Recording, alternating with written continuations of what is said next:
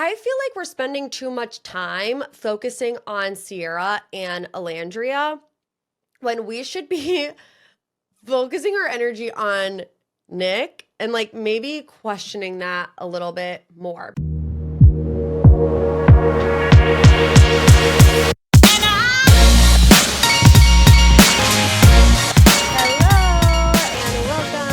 Episode of Morgan's Pop Talks, breaking down the latest in reality TV and pop culture. As always, so happy to have you here today. We have lots to discuss per usual. Top of the show rant, nothing's really going on, you know? Life's been a little mundane, a little boring. Had a couple mentee bees over it. You know, it's like, can you not chill out, Morgan, for 5 seconds? You don't have to be a little busy bee 24/7, but as soon as I do, you know what it is? As soon as I plan like an active day off, I'm like depressed. You know, like, why is that? Why can't we just chill? Why can't we just chill? I think it would be a little bit easier if I had like a pool in my backyard. My body has not seen like another body of water besides a bathtub in quite some time, and that's just not acceptable in the middle of summer. So I can't relax if I'm just sitting at home. You know, we're moving in 2 weeks. Next week we close, so pray for my bank account because that's going to be great. That's going to be great. Still spiraling over picking paint colors for the new house, painting the trim. Our whole house is toe up with wood trim that I got to paint. We got the quote today. So, like, support me by listening to this podcast episode. Join the Patreon because your girl is going to be broke, busted, and disgusted after the 31st of July with all the things that I have to pay for. But blessed, living a very blessed life, cannot complain about it whatsoever. Can't wait to move in to our first home with David by myself, right? Because he's going to be in Spain, Barcelona on a work trip. He can hear me. I hear him giggling over there. But anyways, let's go ahead and get into this week's episode, the Pop 3. We have lots to discuss with Love Island. We have Bachelor in Paradise. And then we have a new show from Nick Viall coming soon. So let's go ahead and start here. Where were you when Cierra Ortega threw major shade at Nick Vansteenberghe? First of all, did you guys know that that was his last name? News to me that his last name was Vansteenberghe. I was actually at my parents' house. It was a Sunday afternoon. I remember clear as day, literally. And I pull up my Instagram and I see that Nick is throwing major shade Cierra is throwing major shade at Nick. And I was like, oh, here we go. You know, as all of the other Islanders are out doing their press tours and their podcasts, I have been sitting, waiting, wondering, what is Cierra going to do or say, right? I don't think I need to rehash it. We've been over a million times. We all know what happened to Cierra. We all know why she was removed from the villa. We all know how her relationship kind of crumbled after the fact or during the fact. You know, everything happens at once.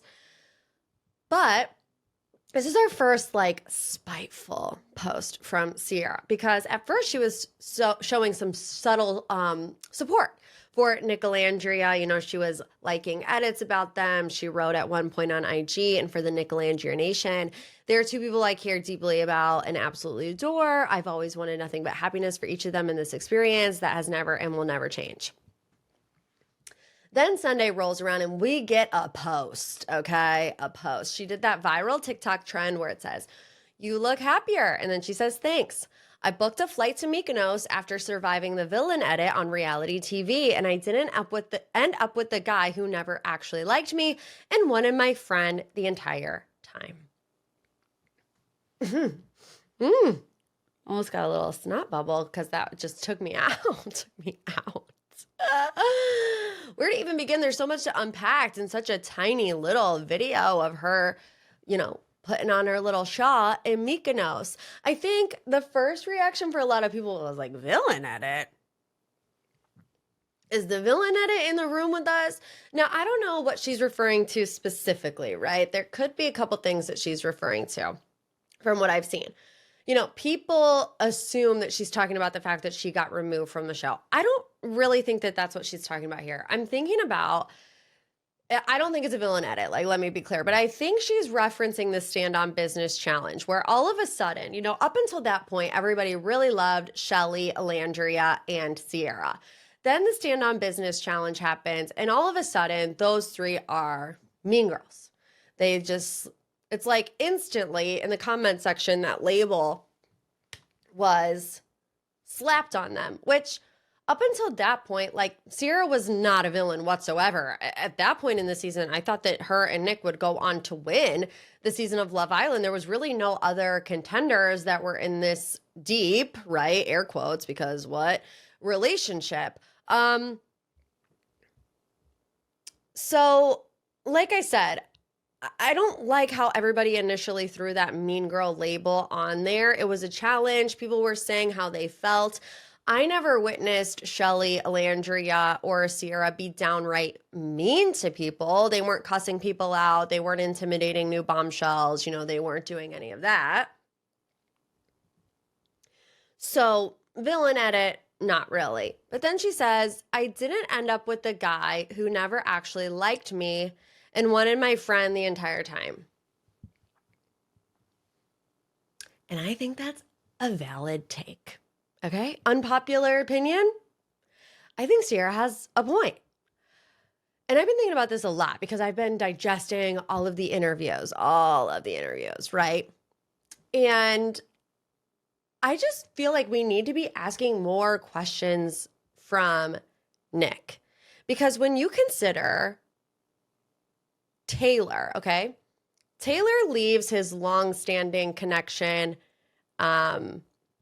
for someone new. He's a villain and gets voted off the show. Nick leaves his long-standing connection after she was removed from the show, and he's a fan favorite.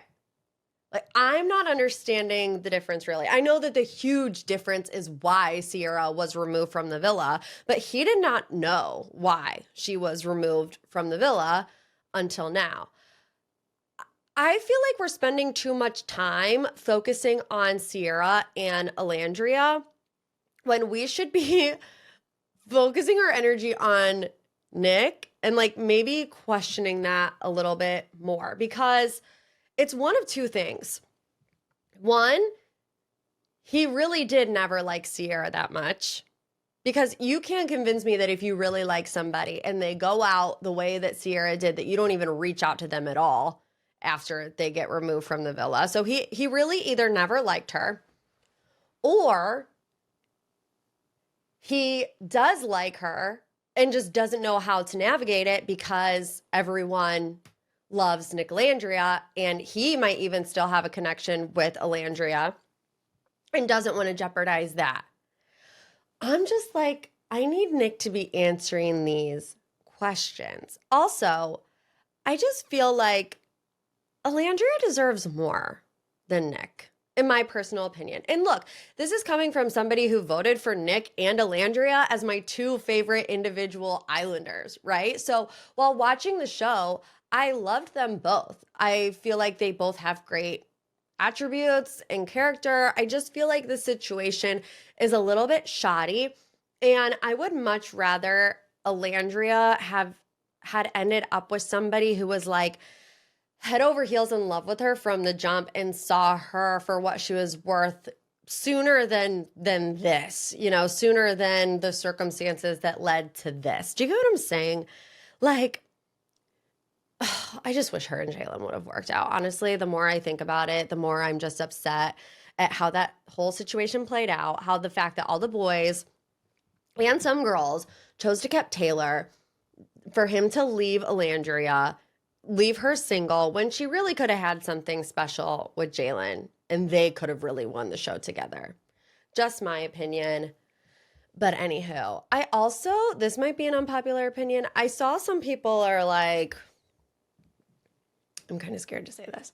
I saw some people are like, oh, well, this post proves that Cierra didn't learn anything.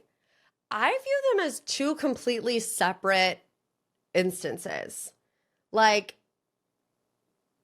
her relationship with Nick doesn't really have anything to do with the reason that she, maybe now it does, but at the time, the reason that she was removed from the villa. So I'm kind of like looking at Cierra, and most people would like go into hiding and she's not. And I don't know if that's a good thing or a bad thing. I mean, I don't think anybody should go into hiding, right? It's like a reality TV show. She made a mistake. She apologized. Take it for what you want. Like, if you want to believe her apology, that's fine. If you don't want to believe her apology, that's fine. I'm a very forgiving and sometimes naive person. So I feel like I just automatically always assume that people have the best intentions. But I'm just like, wow, how many people in her shoes would not be doing what she's doing now? You know what I mean? And I don't know, like, is it a good thing? Is it a bad thing? That's up to your interpretation. Let's move on to Blake Lively and Justin Baldoni, our faves, right? Our faves. So the judge in this case gave both of them a very ego calming warning about fame during this emergency hearing. So according to Daily Mail, the judge, Louis Lemon, reportedly told both legal teams celebrity is fleeting, and even said, I didn't know who your client was. I did not know who the plaintiff was before taking on this case. So let's not use your guys' celebrity status to try to pull one over on all of us. So this came after Justin Baldoni's lawyer accused Blake Lively's team of getting special treatment because of her fame. He made it clear that's not true. The judge made it clear that's not true. Fame has zero influence in the courtroom. And this was after Blake Lively got her deposition pushed back. It was supposed to happen last week. Well, now it's happening July 31st, and she gets to choose the location. So it's going to happen at her lawyer's office, which, if you remember, I don't know if he was kidding. I hope he was kidding. Justin Baldoni's lawyer, Brian Friedman, was like, let's live stream it at Madison Square Garden, right? It was a joke, I'm sure. But she, at that point, was raising concerns about paparazzi swarming if Justin Baldoni's team controlled the location, saying like her privacy and her safety could be at risk. I don't necessarily disagree with that. And that's when Justin Baldoni's team pushed back and said, oh, well, your celebrity status should not give you special treatment, that not being in their own space would put them at a disadvantage. Well, the judge kind of struck a little bit of a balance, saying, okay, Baldoni, your team will get a dedicated computer and access to print and copy documents during the deposition. Not only that, Blake Lively is facing some backlash over issuing subpoenas to online creators, TikTokers, bloggers, social media personalities, and not just the ones that I have already told you about, not the Candace Owens, the Perez Hiltons, but like I hate to use the word like mommy bloggers, but that's kind of what it is. Like one, Mackenzie Folks, she's a stay-at-home mom. She says she was shocked to learn that Blake Lively's team wanted her Google account info, assuming at first it was a scam. I would have thought it was a scam. How many times do you get those text messages and you have to like show your husband, I'm like, honey, is this text from UPS real or not? And he's like, no, they're trying to drain your bank account. You know, that's what I would immediately think too. But anyways, so, they're saying, like, Mackenzie Folks is like, this is an intimidation tactic. You're targeting my free speech. Everything that I have said online about Blake Lively is my own opinion. I was not coerced or paid or any of these things by Justin Baldoni and his team. So the critics are saying, well, this is a major PR misstep, while Blake Lively's team is like, no, the subpoenas are standard evidence gathering tools, not accusations. Still, I mean, the content creators are, when life hands you lemons, make lemonade, right? Like, did Blake Lively think that she was going to serve all these content creator subpoenas and have them not talk about it online, which would essentially make her look worse to that same audience, right? It's like, it's not going to make it look any better if you're trying to do some damage control in the court of public opinion, but that's where that is. Last but certainly not least, in this week's Pop 3, let's talk about a little update with the Menendez brothers. So we've kind of been on a little bit of, I want to say like a breadcrumbing situation with the Menendez brothers, because their case has kind of resurfaced in pop culture over the past year or so, thanks to documentaries, social media interest, and quite frankly, like a new generation re-examining their claims of child abuse, right? And the controversial trial that followed it. So it was announced a while back, right, that they were going to be resentenced. They were resentenced in May to 50 years to life, making them eligible for parole after 35 years in prison for the 1989 murder of their parents. Well, Eric Menendez has been hospitalized with a serious medical condition ahead of his parole hearing, which his attorneys are urging an immediate release because of that. Eric is 54. He has been hospitalized with a serious but undisclosed medical condition, his family confirmed. Now, his attorney, Mark Garagos, is urging for his immediate medical furlough ahead of the parole hearing, which is going to happen on August 21st, calling it the fair thing to do. Like I said, they were resentenced 50 years to life, making them eligible for parole after 35 years, which they have already served. The LA District Attorney opposes their release, but the brothers have support from over 20 family members. So we'll see. We don't know what this medical condition is. We don't know how it's going to play a part in this parole hearing, but there is your latest update on the Menendez brothers. Okay, let's move on to the deep dive.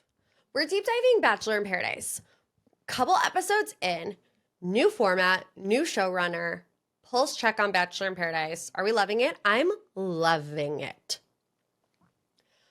Words I never thought I would say. You guys, I was so off the Bachelor train. It was unreal. I watched it for you guys. I watched it for my Bachelor Patreon girlies. But wow, when I tell you that I literally contemplated my career every time I was watching it because it was like watching paint dry. I was like, oh, can I just give up the Bachelor? Not anymore. Not anymore. There was a lot of changes happening behind the scenes and it's showing, right? So recently, 2 executive producers were let go, Michael Margolis and Keely Booth. Additionally, showrunners and executive producers Claire Friedland and Bennett Grabner left as well. Insert Scott Teti, new showrunner for Bachelor in Paradise, and was recently hired to be on The Bachelor. So what that tells me is, I mean, and this was announced like right as Bachelor in Paradise was coming out, but what that tells me is ABC likes what they saw in Scott Teti running Bachelor in Paradise for the first time, so much so they want to sign him on immediately to take over the regular franchise. That's a great sign, right? That is a sign that Scott Teti has breathed life into this dying Bachelor franchise. He is no stranger to reality TV, even though this is his first go-around with the Bachelor franchise. He worked on ABC's Claim to Fame, Bravo's Summer House, whoop, whoop, and Married at First Sight, various spinoffs of that show. So we have a different location. We have the Goldens. We know that there is this $500,000 cash prize at the end. Like I said, he's breathing new life into the Bachelor franchise. And I read this interview with him. And once I tell you this, you're never going to be able to watch Bachelor in Paradise the same after I read you this interview with new showrunner Scott Teti. He compares this new season to White Lotus. He told Deadline, I kind of feel like we've got this White Lotus vibe going where we went to this hotel and the staff and everything about it became part of the show. It almost feels like you forget you're on a TV set because it was so open and so free and kind of organic. So I'd love to go to different locations each time and have it be a different experience. That would be a first. He also said he wants to continue to push the creative boundaries in subtle ways, building on what works, what fans love, but also trying new things and keeping the cast on their toes to maintain this freshness and this impact. And so far, I think he's doing an amazing job. And now that I know that the White Lotus seed has been planted in my brain, I feel like every time I watch Kat and Dale fight, in the back of my head, I'm going to be hearing, you know what I mean? Like, which one of them are going to die? I mean, hopefully nobody. But I do understand it was a bit of a split jury when this new Bachelor in Paradise emerged and, you know, the old Paradise is out and people miss the theme song. And I get all that, I do. But I think this change was so desperately needed. Paradise is back, baby. Paradise is back. And it's fun to watch. And I am loving it. So I want to get into some of the biggest moments thus far on the season. Let's start with this was kind of what set it off. This is what started the runaway train where I'm like, oh, they did not come to play. And that is this Justin, Susie, Lexi, Jeremy love square. So we knew Justin Glaze was going to Bachelor in Paradise. He was one of the original cast members listed, but we also knew in the back of our head that Susie Evans was going to be on Paradise. They're exes. They were a Bachelor Nation fan favorite couple, best friends for a year, dated for a year, then broke up. And at this point, like I said, it wasn't confirmed that Susie was going, but like we all knew that Susie was going. So at first, Justin gets this connection with Lexi. And while I was watching the show, it didn't really clock to me that they knew Susie was coming because Lexi was expressing some concern, right? She's like, Justin, I know that you had this very public relationship with Susie. It ended 4 months ago. I'm not convinced that you are completely over it. And while I was watching it, I was like, Lexi, I think that you are making something out of nothing, right? Like, he hasn't shown you any red flags as to why he might still be hung up over Susie. He seems very interested in you. Very interested in getting to know you. But I didn't realize that everyone knew Susie was going. I feel like if Justin knew that Susie was going to go, Lexi knew that Susie was going to be on the beach. They can't like come out and say that on camera because it kind of defeats the purpose of the element of surprise of who's coming on the beach in Paradise, right? But I feel like that's where Lexi's insecurity about the situation came from. So Susie does come in. She goes on a date with Jeremy. Her and Justin have a few heart-to-hearts. They're crying. Lexi's like, I don't want to be involved in this. But then right before a rose ceremony, Lexi comes back to Justin and she's like, I would like to move things forward. And I felt in that moment that was a rose play. And looking back on it, Justin thought it was a rose play too. He's kind of said so in Instagram comments and whatever. The timing is sus. And so he decides to give his rose to Susie and not Lexi.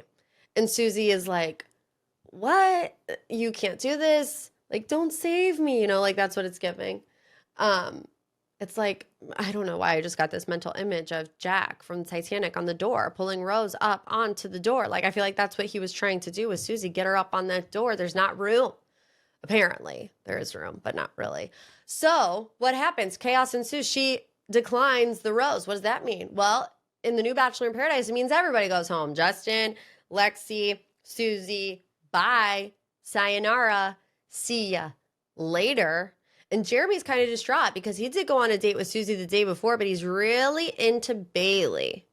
He's really into Bailey. And I know that not Justin and Bailey. I know that Jeremy and Bailey are a couple to watch because just based on the teaser, on the trailers for the season, there's multiple scenes of them. So they're going to be a hot and heavy couple. Now that is until the very next day, Bailey wants to go on a date with Andrew and Jeremy combusts.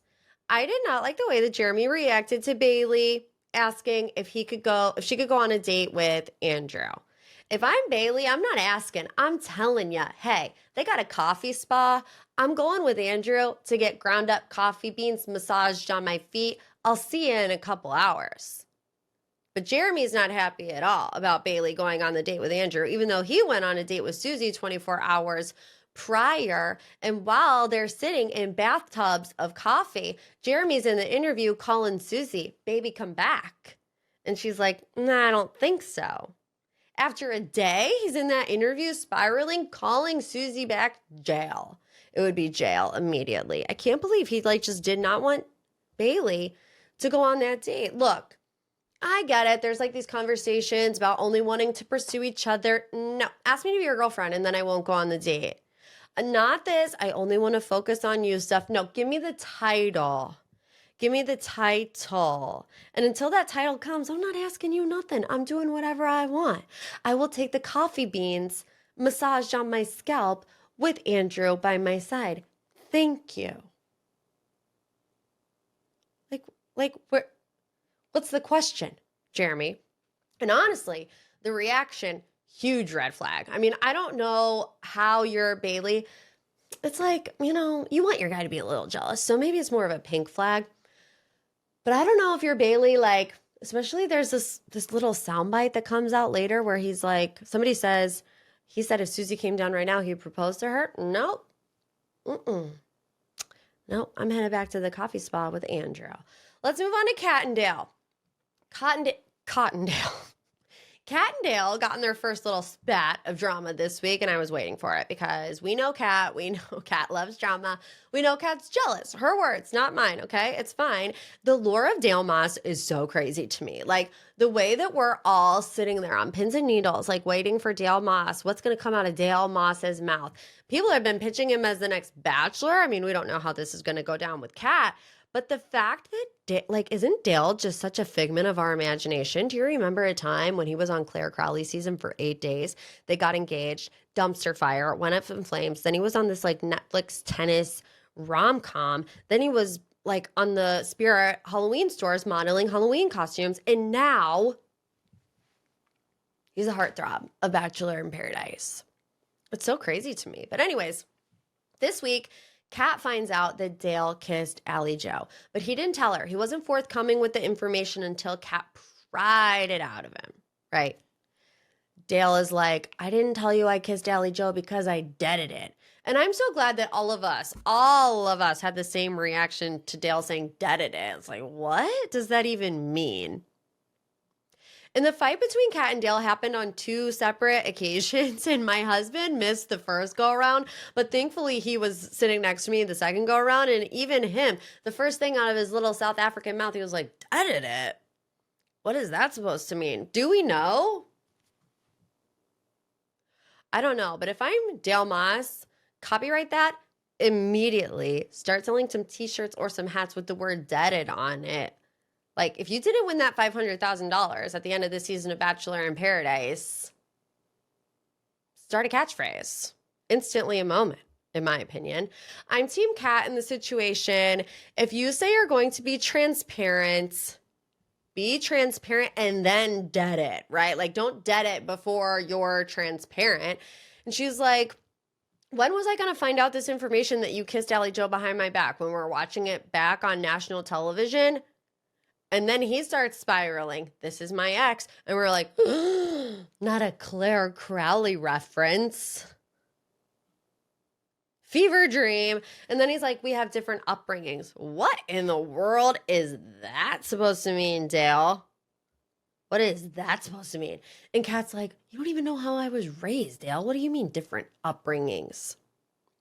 So we get to the rose ceremony, and what is Kat going to do? Is she going to give her rose to Dale, or is she going to give her rose to Jonathan, who's kind of like a fish that plopped up on the beach and is trying to get back into the ocean, you know, like gasping for air, flopping, trying to figure out, oh, am I going to get Jill? Nope, I got to flop. Am I going to have April? Nope, going to flop. Going to have Kat. You know, like that's Jonathan just gasping for his life on the beaches of Costa Rica.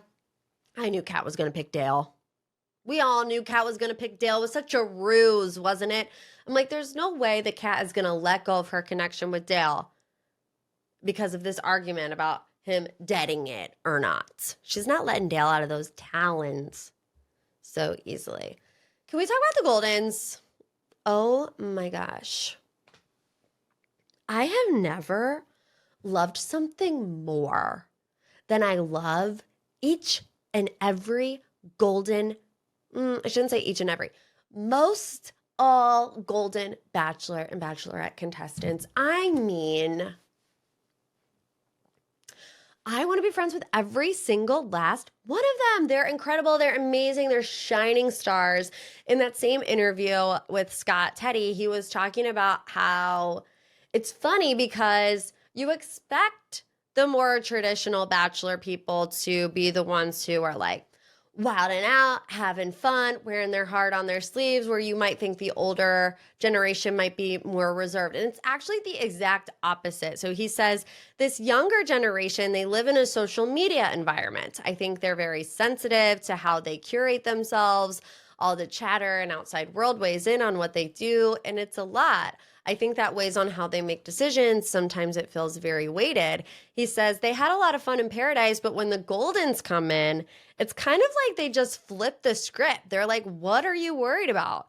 Get out of your head, just have fun. And that is such an accurate description of it. I mean, you have Kathy ripping body shots off of CK. You have Leslie leading water aerobics in the morning. You have April, mayor of Cougar Town, hitting on Jonathan. Let's talk about that for a moment. How in the world has Jonathan not found a love connection on Bachelor in Paradise? Like, do these women have eyes? Can they see? You know who sees the potential in Jonathan?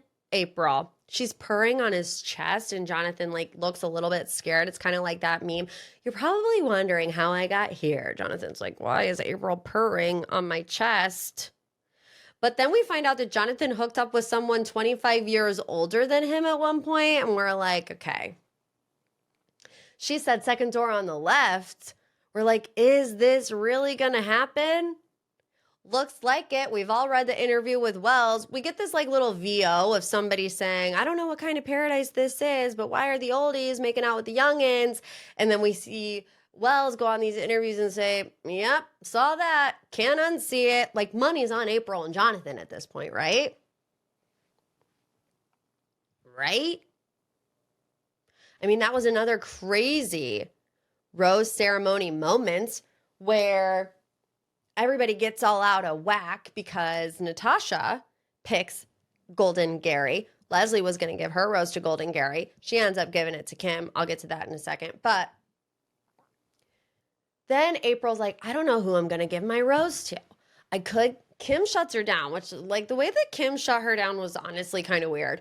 But then she's like making out with Jack twice, once in the pool, once in the little daybed, walking back from the daybed, and she's like holding her arrow. I'm like, oh, she's been struck in the heart, right? Nope, she ends up giving it to Jonathan. She's like, I want you to be able to find love, which I get it. I'm glad that Jonathan is still there. But on the other hand, all the Goldens are like, we only have 3 dudes to choose from, and like more ladies are on their way. So what are we about to do here? Honestly, the MVP of BIP for me in this moment, Gary Livingston. Gary Dice. I want to go to Gary Dice. I'm married. I mean, we would just have fun, just like, sipping drinks by the pool and having heart-to-hearts and living our best lives, But does that man just not have the purest heart, soul, mind? He took Leslie on a date this week. They went salsa dancing in the rain in Costa Rica. My soul left my body. 2 little tears rolled down my cheeks. These little cheeks of mine. And now Gary's in this love square because he also kind of likes Natasha. Now Gary's in this love square. Gary, Leslie, Natasha, and Kim. Although Leslie has absolutely no interest in Kim. He's oblivious. He has no idea. Right? So how's that going to go? I don't know. I hope Gary and Leslie end up together. You guys already know Leslie is my A1 day one. Love her. Obsessed with her. Want to be her when I'm older. And I want her to marry somebody like Gary with just the purest little heart that you ever did see. Now, what's going to happen with this $500,000 that Bachelor in Paradise has introduced, right? They announced that at some point there's going to be no more new people entering Paradise. And at that point, it's like, who's the strongest couple? So I'm guessing they're going to have these challenges.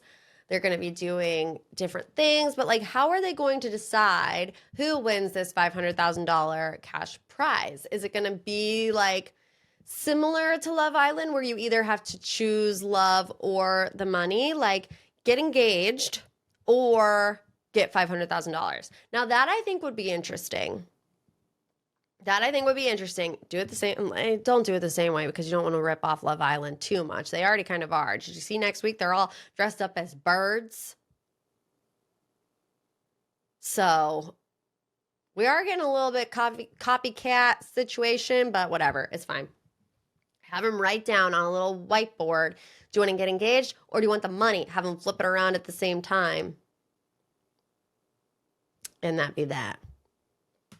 If you aren't watching Bachelor in Paradise, please do because I'm obsessed with it. I love it. We're living, loving, having the best time. And, our friend Ryan Bailey, love him, fellow content creator, fellow podcaster. I stumbled across a video that he posted this week where he's like, what are we watching to lighten the mood? Because we're all just out here in our depression and everything just feels like so unhappy. Like even right now, I've had to take a step back from the Love Island content because it just feels like depressing and sad. And it's like, you can't do anything right. You can't have an opinion. You can't like certain people. You can't dislike certain people without everybody just assuming the worst. And I'm like, I can't physically take it. So he's like, what are you guys watching to lighten the mood? Bachelor in Paradise. Bachelor in Paradise. Let's move on to our final thoughts. Nick Viall is coming to our television screens in a different way. There's 2 new big reality dating shows that were announced this week. Nick Viall and his wife Natalie Joy are hosting one. Bachelor Nation alum Colton Underwood and Caitlin Bristow are hosting another. Competing networks. So let's start with Age of Attraction is coming to Netflix. It's a new dating show where age does not matter, featuring singles from 22 to 59 looking for love. Hosted by Nick and Natalie. They have an 18-year age gap. He's 44, she's 26. So the series explores whether the true connection can overcome generational differences. It says here the couple brings real-life experience and relationship advice from their podcast, Backfires, filmed in Whistler and Vancouver. The show spans 8 episodes. It's launching in 2026. Then you have this Hulu show. Colton Underwood and Caitlin Bristow will host Are You My First, a new Hulu dating show premiering August 18th. The series follows a group of virgins exploring love, intimacy, and first-time experiences in tropical paradise with romantic dates and revealing challenges. The show promises a mix of heat and heart as singles search for the one. 10 episodes there. No and no, please. Please, my gosh. Do we have to have a new reality dating show coming out every 5 seconds? I can't. I'm fatigued. You guys already know. It's like, it takes everything in me to watch the ones now. I can't be about it, truly. I kind of feel like right now, Age of Attraction is happening in real time on Bachelor in Paradise. And like, Are You My First? I don't need to know this much information about you guys, okay? Like, I don't need to know if you're a virgin. I don't need to know like when the first time you had sex was. I don't need to know where it was. I don't need to know like why you're still a virgin. Like, let's bring back privacy. Is that okay? Can we bring back privacy in 2025? Because I don't need it. I don't need it. I don't need it. Anywho, I want to say, I remember, like, there were rumors and rumblings about this Colton Underwood and Caitlin Bristow show a long time ago. I feel like it was filmed, like a year ago, I want to say. Maybe not. Maybe it just feels like a long time ago because I feel like I'm in a little bit of a time vortex. Like, do you ever just wake up and not know what day it is? Every day I feel like that. I don't know where that came from, but anyhow, there you have it. Okay, that's all I have for you today for this episode of MPT. Listen, if you have not left me a review, please do so. It's been a while. Leave a little 5-star boop boop, a little love you like assist. It helps the show tremendously. So if you are an avid listener, please do so. If you want more, we're talking about the finale of The Valley, Next Gen NYC, and all of your other favorite Bravo news on Friday on the Patreon, patreon.com/Morgan's Pop Talks. Hit the Bravo tier. We'll be talking all about that. If not, I'll see you next week for another episode of MPT. And as always, love you like assist.